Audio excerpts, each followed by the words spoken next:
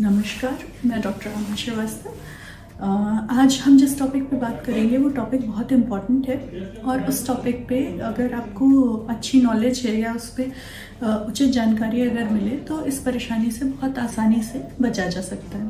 जी हाँ, हम बात कर रहे हैं अनीमिया के बारे में। क्या होता है अनीमिया, क्यों होता है अनीमिया और कैसे इससे बचाव कर सकते हैं, इसके क्या प्रभाव होते हैं प्रेगनेंसी में और बच्चे पे क्या प्रभाव होते हैं, माँ पे क्या प्रभाव होते हैं, कैसे इसका इलाज करते हैं, कैसे इसका बचाव करते हैं। आज इन सब चीज़ों के बारे में मैं आपको जानकारी दूँगी। सबसे पहले तो हम डिफ़ाइन करेंगे अनीमिया होता क्या है। अनीमिया WHO जो डिफ़ाइन करता है, वर्ल्ड हेल्थ ऑर्गेनाइजेशन, उसके अकॉर्डिंग खून का नंबर हीमोग्लोबिन परसेंट अगर 11 से कम है, 11 से कम होना खून का नंबर अनीमिया कहलाता है। और फॉक्सी जो इंडिया की ऑर्गेनाइजेशन है, इसके अकॉर्डिंग अगर चलें तो 10 से कम को मानते हैं वो अनीमिया, बट 11 से कम खून का नंबर होना खतरे को इंडिकेट करता है। तो हम 11 से खून का नंबर कम होने को अनीमिया लेके चलते हैं। खून का नंबर 11 से कम है तो कुछ एहतियात, डाइटरी मॉडिफिकेशन और चीज़ों की ज़रूरत है। और अगर ये नंबर 7 से कम है तो इसको सीवियर अनीमिया बोलते हैं और इसमें खतरा बहुत बढ़ जाता है। और अगर यही नंबर 4 से भी नीचे आ गया तो माँ और होने वाले बच्चे को बहुत खतरा होता है ऐसी स्थिति में। तो सबसे पहले तो हम देखना चाहेंगे कि कारण क्या क्या होते हैं, क्यों होता है अनीमिया।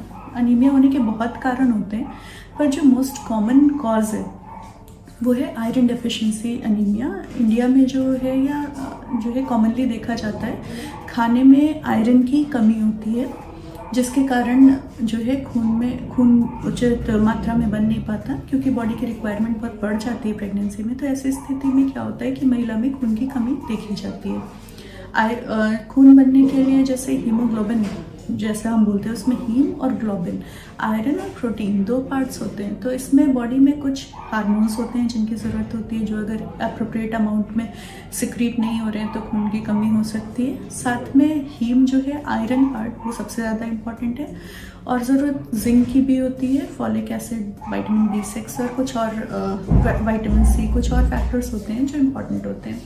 तो इनमें से किसी की भी कमी है भोजन में, अगर खाने में अप्रोप्रिएट मात्रा में नहीं लिया जा रहा है, या फिर एब्जॉर्प्शन में कमी है, आंतों में कोई परेशानी है जिसकी वजह से आप खा तो रहे हो खाने में पर वो सोखा नहीं जा पा रहा है, ब्लड के अंदर एब्जॉर्ब नहीं हो रहा है, तो ऐसी स्थिति में भी खून की कमी हो जाती है।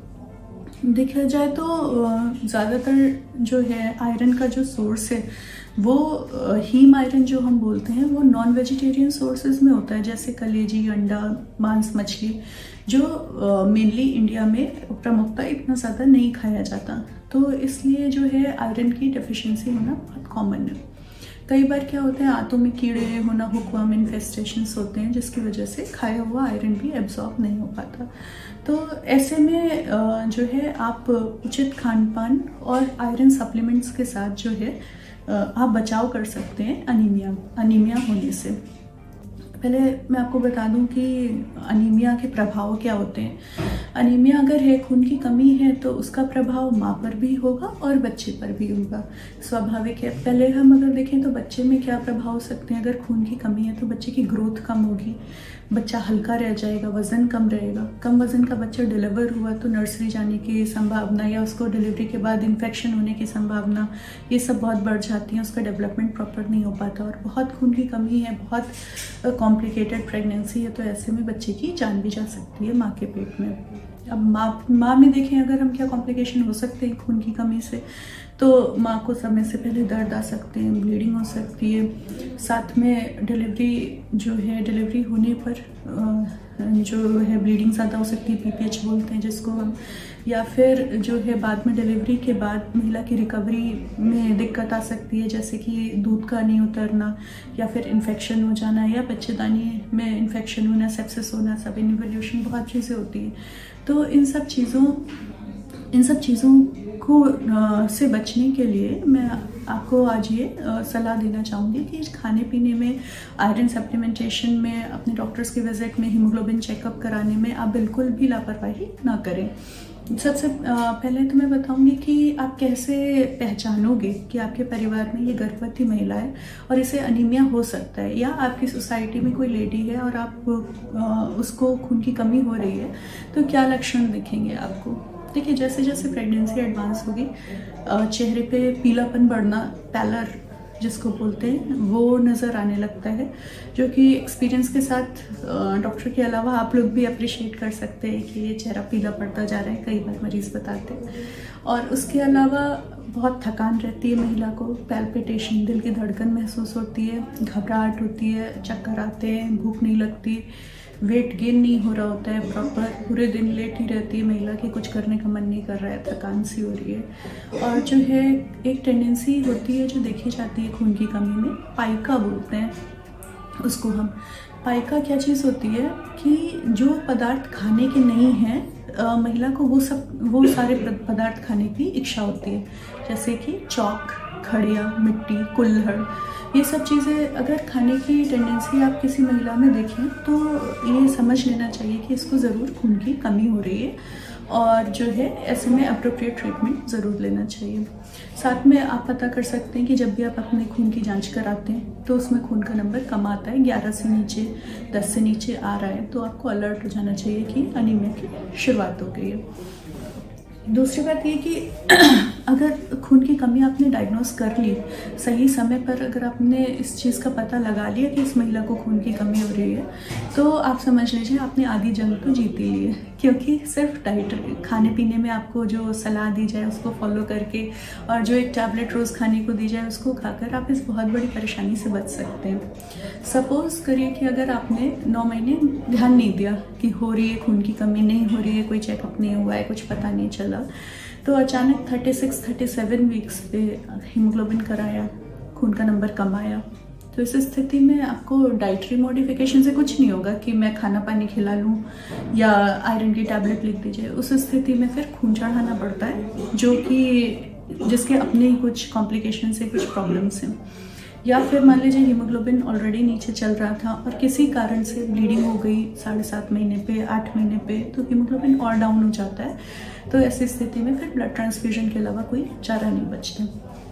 अब देखिए आप कि कैसे आप इस परेशानी से बच सकते हैं। एक हमारी सरकार एक इनिशिएटिव प्रमोट करती है 12/12, मतलब कोई बच्ची जब 12 साल की हो तो उसका खून का नंबर हम कोशिश करें कि 12 तक पहुंच जाए, 12 हीमोग्लोबिन।